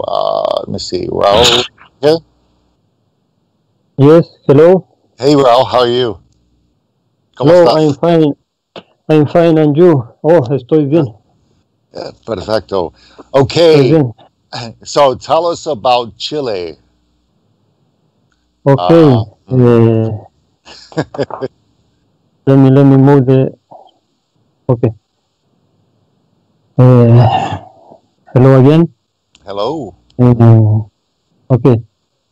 In my country is not very big. The population is not very big. It is 17 million people, and the poor people is a low percent.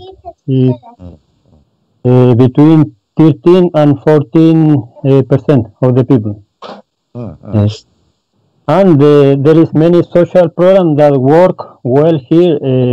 Nobody dies because they don't have food. Yes, it's very good in that way. And for example, also to provide houses for the people. There is many social programs. For example, many people here, many families lives in houses that they made themselves. Somebody said before structures, not so structures that they own made, but these have no good electricity, water, and the government help these families to get it with a low cost. For example, the government paid 80% of the cost that makes to produce it, and the people have to pay the other 20% or 50% when they are poor people, poor families. And this situation is also a problem with time because poor families, they were always living in places that in not good houses, but they were not paying. They had not to pay for electricity, for water, for bills. Because when the government gives them the house, they have to pay I don't know how to say in English. In Spanish is arriendo. I don't know the word in English. Every month they have to pay a certain amount. So these are new bills that sometimes they cannot pay, and sometimes we have protests of these people to the government rent. Rent. They protest to the government that for they pay for them. And the government also try to provide them studies, courses to get better jobs, to get better jobs, to get better jobs, to get a higher income, higher income. In this way, my country have good social programs, and for example, there is another topic very important in my country in the last year. In the last 2 or 3 years, the government is trying to pay to all the students that finish their high school, is trying to pay the university for free. Yes, since 3 or 2 years ago, and this is important to the poor people so they can get better job, better education. It's very important. And for example, since I don't know how long ago, but always since I have memory, we had the secondary, primary school, secondary, and high school was free. But since now it is free also the university and oh, nice. Yes, it's very nice. And in this way, I support my government. Because they always were saying since I was child, they always been saying we want to finish with poverty, right? We want to help the people and give better education and free education, but they never do until few years ago, when many students in all the countries start to protest to get free education, and the school were protesting. They were not the teachers were not teaching because the students take the school and close it to protest in the way to put pressure on the government. And so everyone was happy when they knew that the government was starting with this, but now the people is against it because the government had to increase the taxes. And yes, because nothing free. Yes.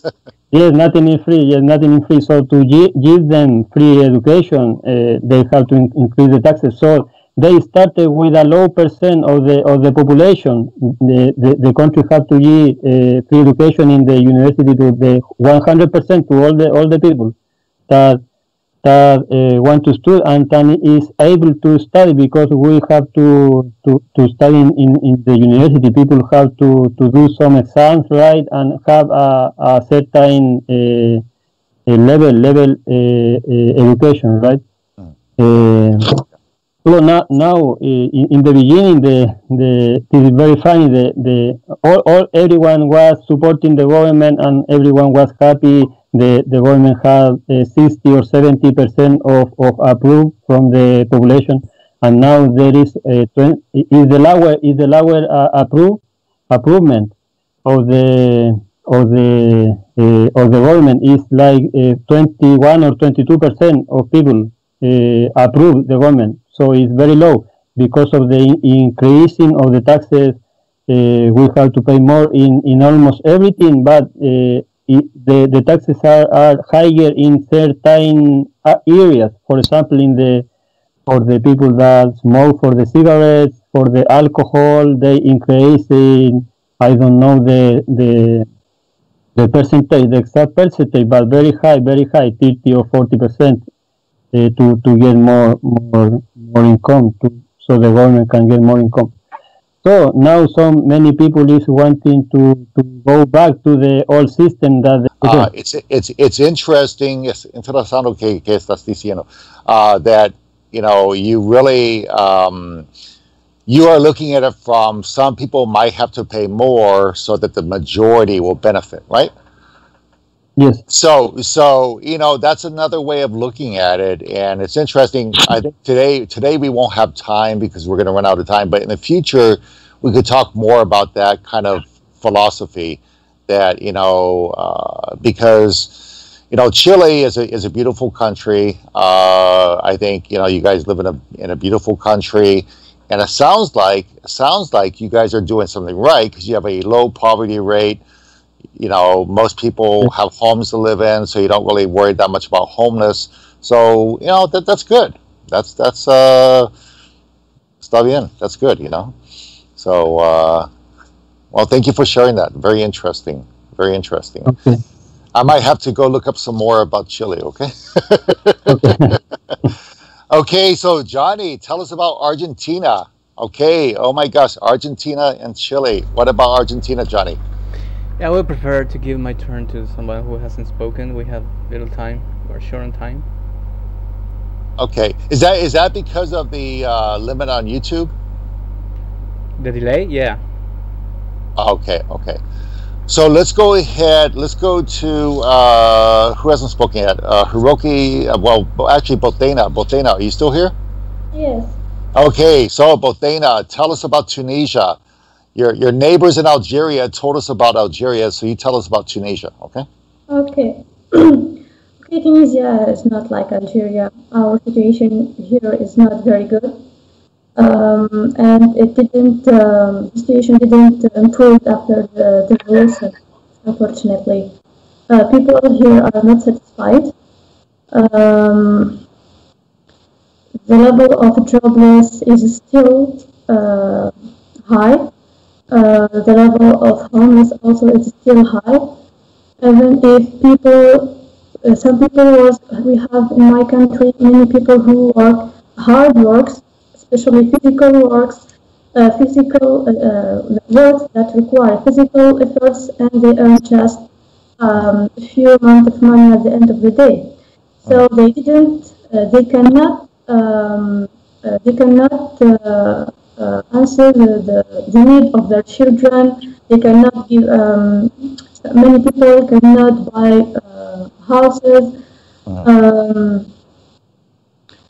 So, can I say, many people don't have access to health insurance. Yes. And we know here on the west of Tunisia, we have a lot of poor people.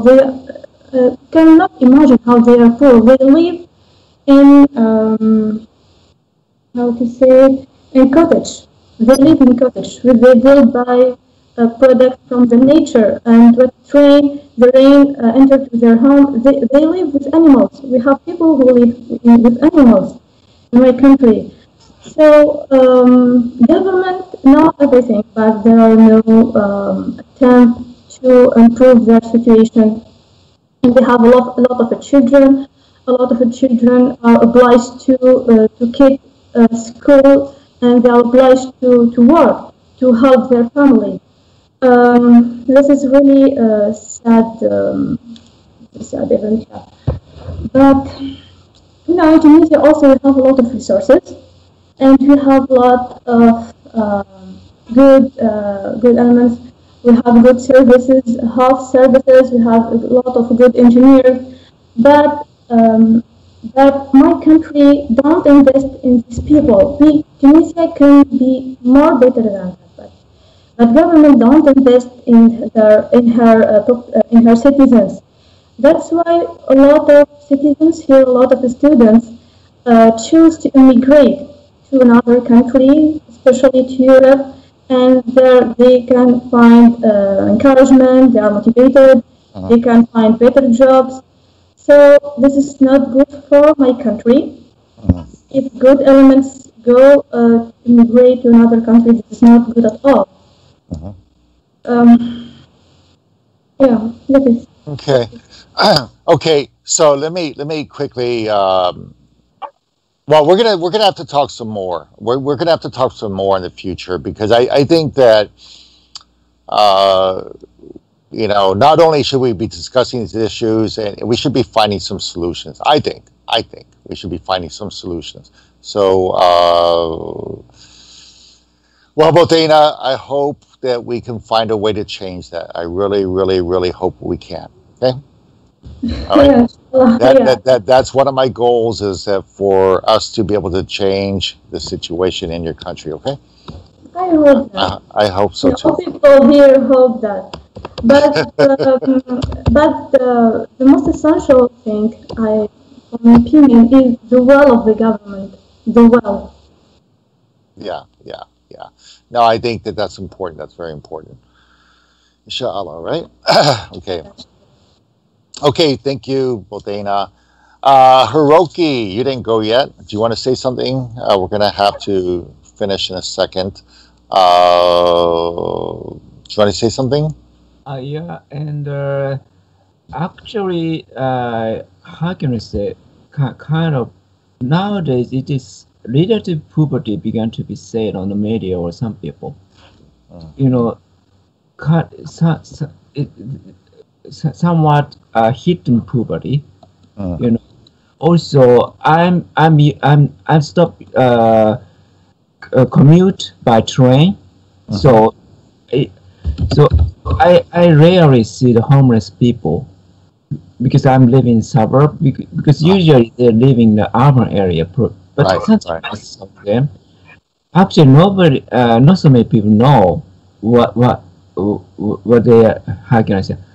How can they live? Also, some public park.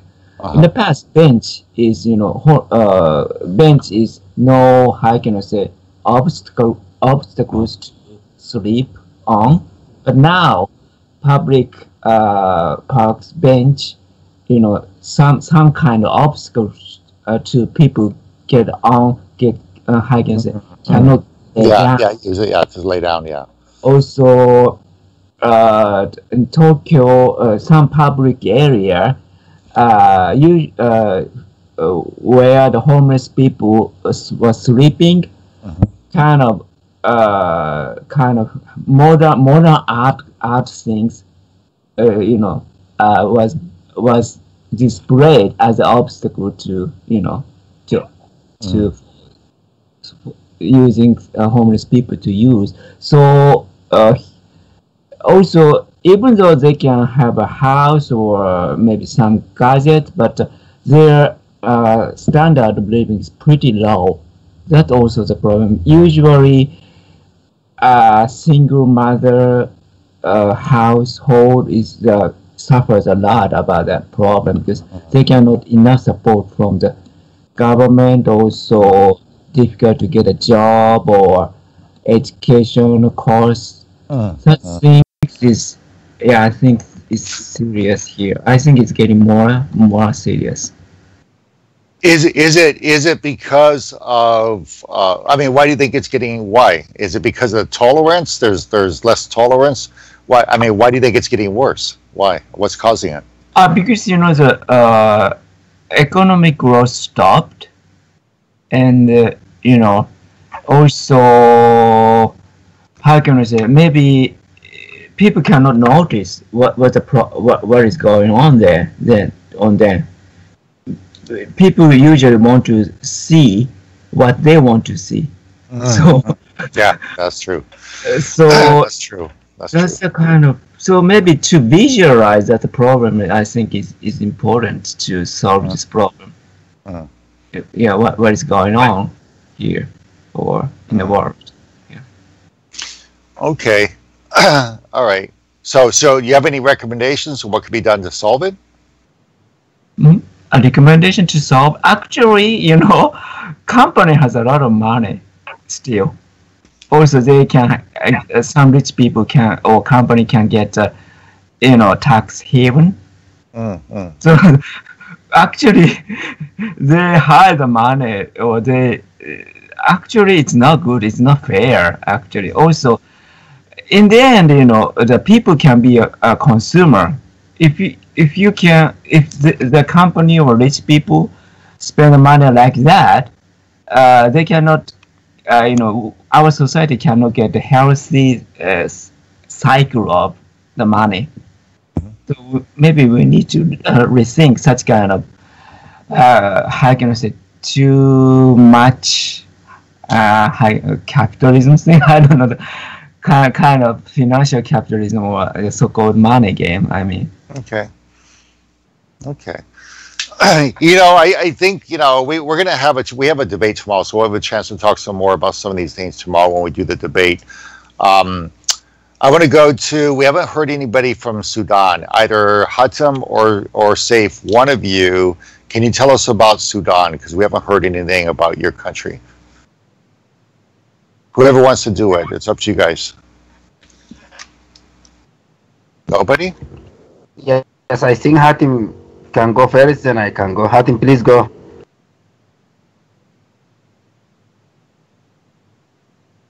Okay, maybe, okay, is he here? I think he's opening. Okay, maybe he's not. Okay, well, go ahead, because we're going to run out of time, Safe. Go ahead, Safe. If you want to go ahead and provide your feedback. Well, oh, sorry. There is. Hey, yeah. Hey, how are you? I'm fine. How are you? Good. So I'm saying I came late, but I captured something. Even, you know, I usually came late. That's okay. You know, regarding Sudan as a third country in Africa, I mean, the situation is similar as Tunisia, Algeria, or any country in Africa. But, I mean, there's a difference. But let me talk about 3 points in about social programs in our country. Well, the first point, I think social programs in Sudan is mainly carried out by non-governmental and NGOs, non-governmental organizations in our Sudan. They're mainly focusing on doing in fields such as education, healthcare, homelessness, and I mean, they're trying their best, and I really appreciate the work. Besides, we have voluntary youth organizations that mainly, as the youth, we have in our country, and this, you know, it's kind of new trend. In it's such a kind of sense that we have to do something to improve our country, our land. So we do. I mean, we work in fields like hospitals, children, and poor people. Last year, or if I remember very well, in 2016, we have, I mean, in my area, we have many organizations that mainly consist of youth. For example, we have Niala Call You. This came as a result of, as I said, a sense of responsibility towards our country, towards our lands and people, because we felt somehow that the government not doing their job, and of course they're not doing their job. So we work in. I mean, we done such a good job. We distributed food, clothes, and some toys for children to please them, especially in occasions. But you know, it is still a tiny proportion of work. But we know that we need to. I mean, there's still a lot of work, and the problems that face us because we don't have a budget. We mainly depend on donations, as the previous speakers from some of countries I don't remember. So we mainly depend on donations from people. We go to markets and ask people to donate for certain works, and we collect that money and done the projects that we plan to do. Another thing, I guess, the last point, the solution for a social problems, I think there's an opportunity, and now I think entrepreneurship in Sudan is still, you know, new for us, but I think they have really good and bright future to solve and contribute to solve the problems of our country.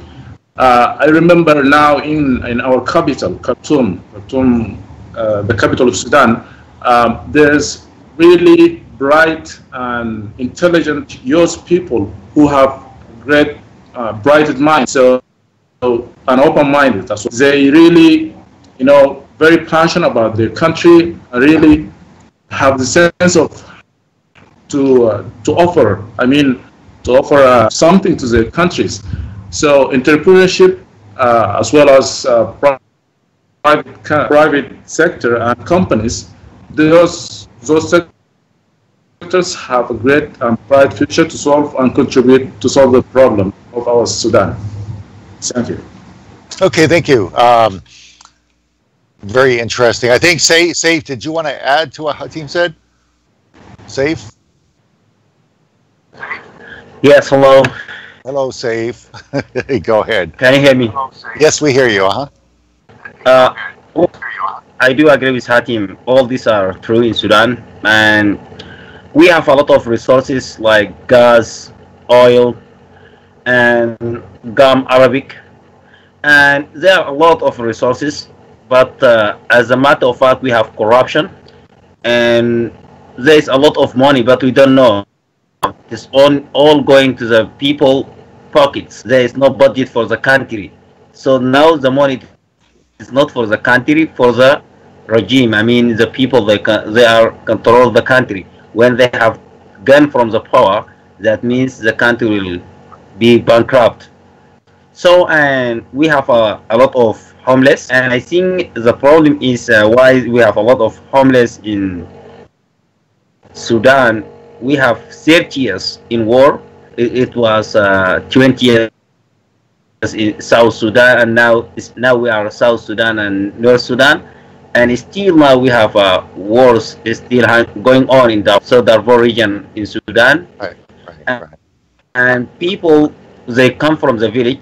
They used to farm the land, and most of them, they are not educated. They come from the village. When the war by power, they come to the village and they don't have work, so they don't have any option unless they go and beg people to give them money to eat, and they want shelter.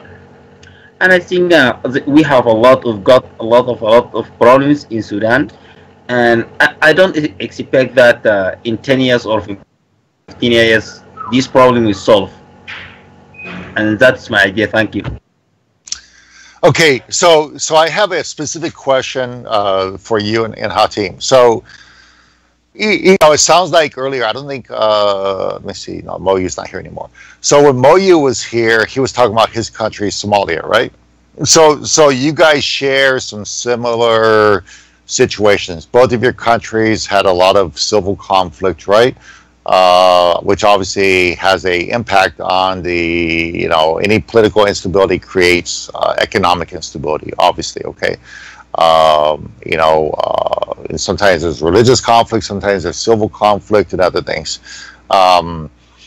So, you know, anytime that you have that going on, it's hard again, it's hard to find investors, people that want to go into a country and invest. It's hard to have, you know, develop any infrastructure, right?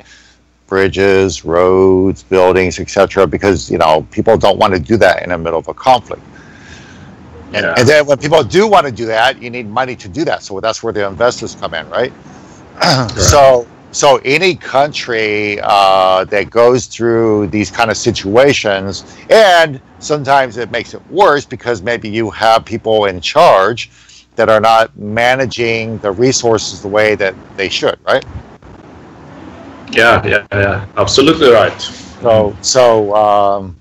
Okay. Well, you know what makes me hopeful though. Let me be very honest. This is what makes me hopeful. No, sir, because people like you guys are the future of your countries, right? Yeah, right. You are. I really. That's what I was saying, because we now the future generation, as we called ourselves, and yet we don't. I mean, we don't have. I mean, they don't allow us to participate in I mean, making decisions or forming decisions, decision-making process, and things like.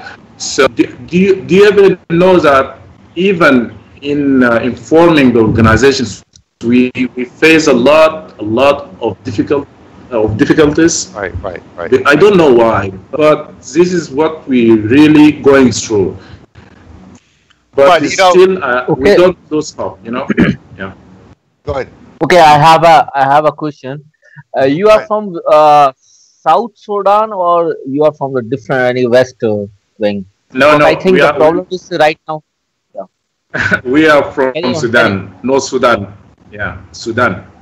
North Sudan. Okay. Now, because I have a friend. I have a friend with me. When I was in the Saudi Arabia, Okay, so I have a roommate with me. He's from the South Sudan. Okay, and there is also a very big conflict. Okay, and I think there is a problem Yeah, between North and South. This is what is happening over yeah, there. yeah.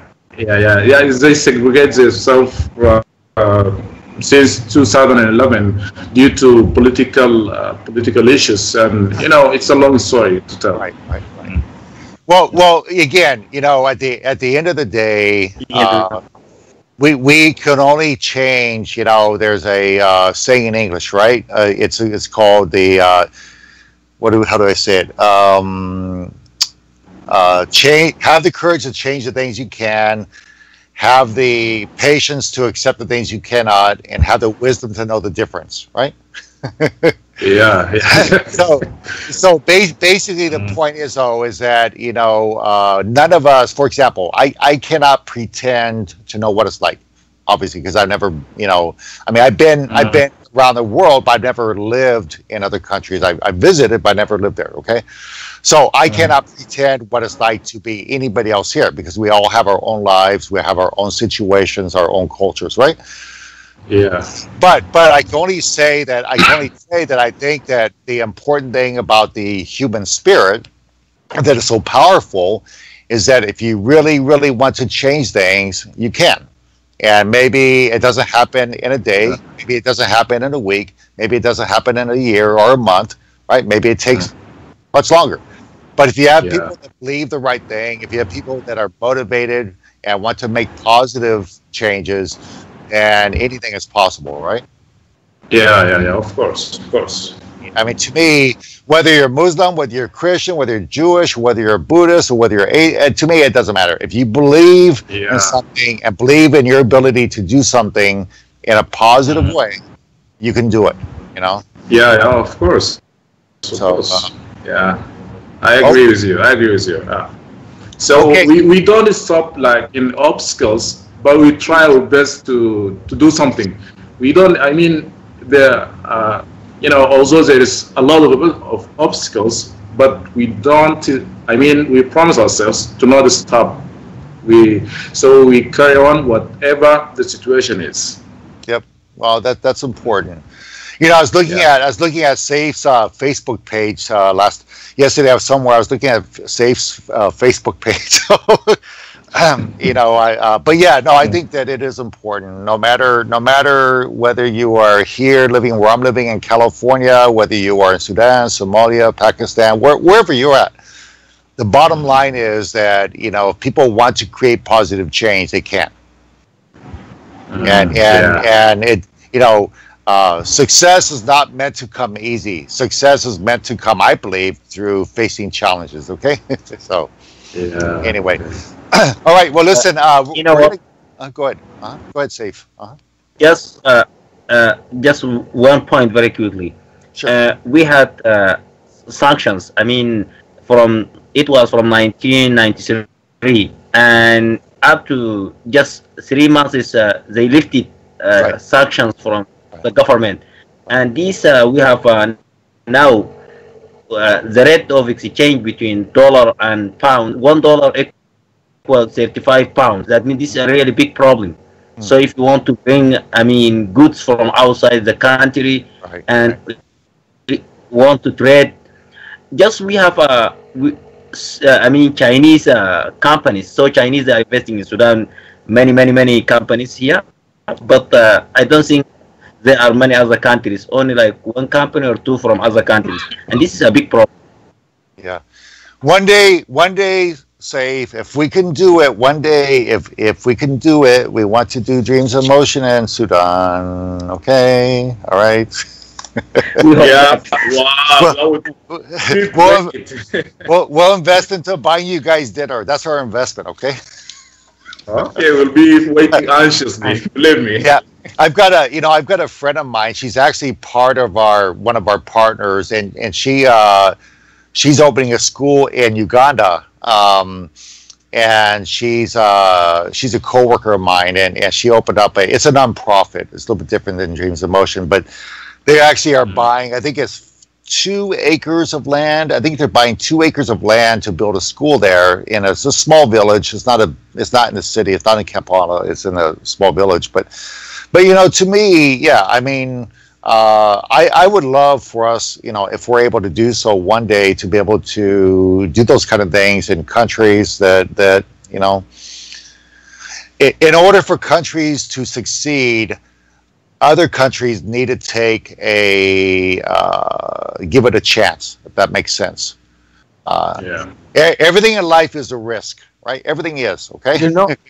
Richard, I have a story, but maybe next time I will discuss share that story with you guys, okay? What we're going to do is I was going to tell you some more about my ideas, but I'll wait until tomorrow. We have a debate tomorrow, so I'll wait until tomorrow because I wanted to share. I think Johnny also, we wanted to share. So for those people that didn't get a chance to share some ideas about their countries, because actually I have a lot I would like to say, but I'll wait until tomorrow to say it. And then we can ask Johnny too about Argentina tomorrow. Okay, well, listen, we've been going for about 2.5 hours. It was a great time. You guys all did an excellent job. Very, very, very interesting. A lot of countries. I think at the end we had 12, 13 countries.